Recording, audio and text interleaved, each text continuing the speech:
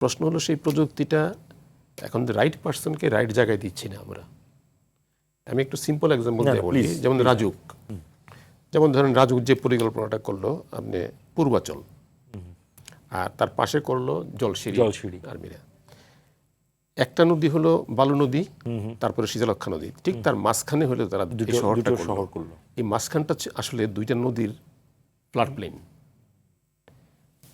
একটা দুইটা নদীর ফ্লাড প্লেন।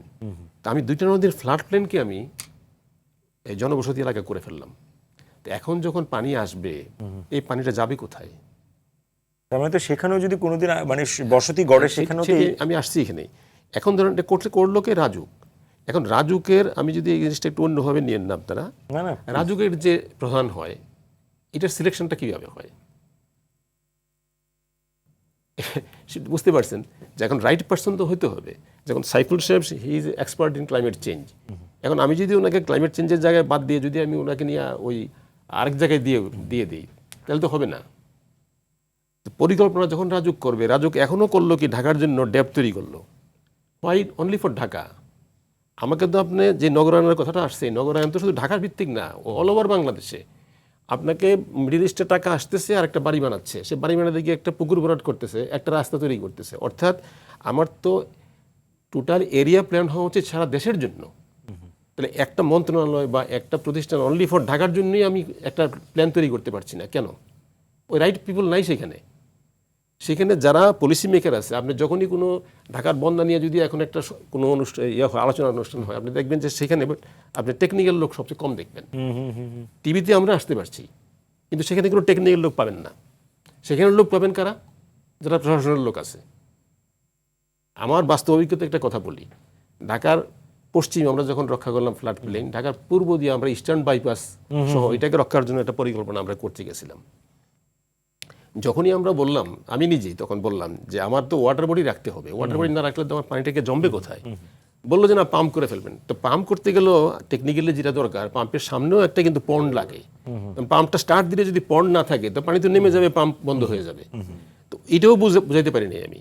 তো যখন বুঝাতে পারি না তখন আমি এক পর্যায়ে কি করলাম, বুঝাইতে পারতেছেন না, আপনারা সাধারণ মানুষ তো আর বুঝাইতে পারবে না। এই অবস্থাটা সেটাই। এখন আপনাকে আমি বলি যে আমাদের টেকনিক্যালি আমাদের অনেক সাউন্ড ইঞ্জিনিয়ার আছে বাংলাদেশে, আমাদের বুয়েটে ভালো ভালো রিসার্চ হয় স্টিল নাও।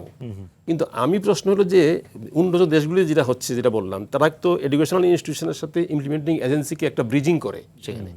তো সেই ব্রিজিংটা তো বুয়েট বলবে না যে আমাকে নেন, আর আমিও বলবো না যে বুয়েটকে আসেন। এটা করবে কে?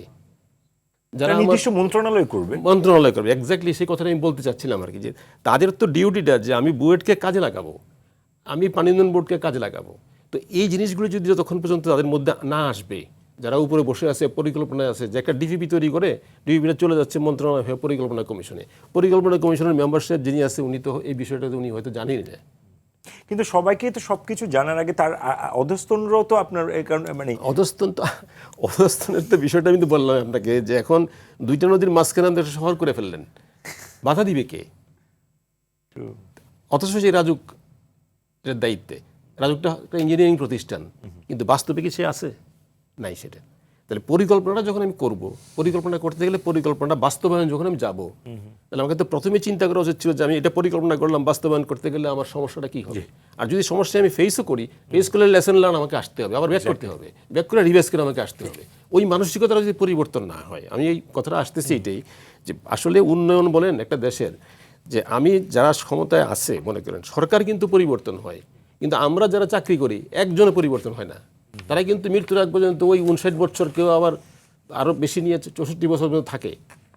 তো দোষটা তো হলো দেশের জন্য, কিন্তু আমি মনে করি যে রাজনীতিবিদদের চাইতে কিন্তু বেশি দেশের জন্য অবদান তাদের হওয়া উচিত, কারণ তারা ট্যাক্সের টাকায় দীর্ঘ সময় এনজয় করতেছে, বাট তারা কিন্তু সরকারকে সেই জিনিসগুলি সরকারের নিকট উপস্থাপন করছে না। একটা রাজনৈতিক সরকারকে যদি তারা প্রপারলি গাইড করতে পারতো, তো আমি মনে করি যে একটা রাজনৈতিক সরকার কিন্তু অনেক কিছুই করতে পারবে। কিন্তু যদি প্রপারলি গাইডেন্সটা না আসে তাহলে কীভাবে করবে?